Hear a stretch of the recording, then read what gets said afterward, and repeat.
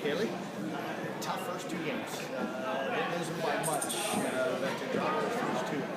What did you think of your team during those first two games here tonight? They just kind of started, it looked like they got off to a slow start. I think they were anxious, they were tired, they'd already been working on floats and stuff for homecoming. I know I saw some pictures last night of that, so I think just the whole week in itself is kind of just so much hype, and they're excited, but at the same time like a lot of like pressure, so I think that was part of it, and they were just kind of like, oh, I don't know what to do. What did you say to them then after that second game? Well, that's my little secret. No. I just told them they needed to go out there and have some fun, because I said, obviously you're not having fun, it's not really fun to watch right now, like you're not getting into it, so we talked about that, and they always play with better than they have. Did you feel like your team stayed aggressive here tonight, hitting the ball at the net the way you wanted to? Yeah, they did, and it was nice that they didn't back down when we got down points, and they kept hitting the ball, so that was helpful. Yeah.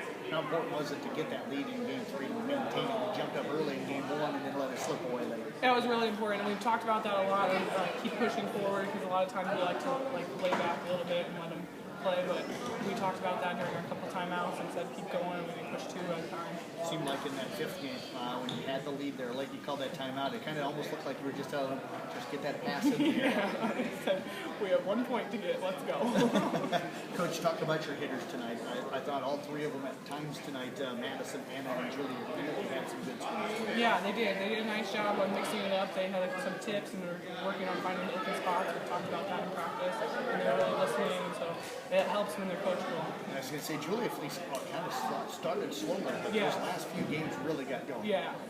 We played on last Thursday, and then so we really haven't practiced, had a good practice since last Wednesday, so I think that was part of it with the weekend. So I think the slow start just made sense with all of them. But, yeah. Tomorrow night you guys head over to Woodbine. I'll be over there with you tomorrow night. What are you guys looking at with the Tigers? We just want to make sure we become consistent, like start off big and keep going fast, and just make sure we use our momentum and when it's important. And so when we get up 4 points, to keep going on that and not lay back and play with us. Fundamentally, where do you feel like your team's at right now? Are they getting close to where you want them to be?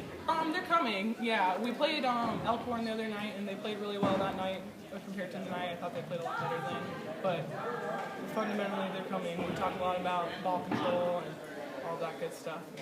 So we'll see. Hopefully we can get better. I tell you, best of luck. We'll see you over in Woodbine tomorrow night. Thank you. McKaylie Croghan again with the Glidden Ralston Wildcats.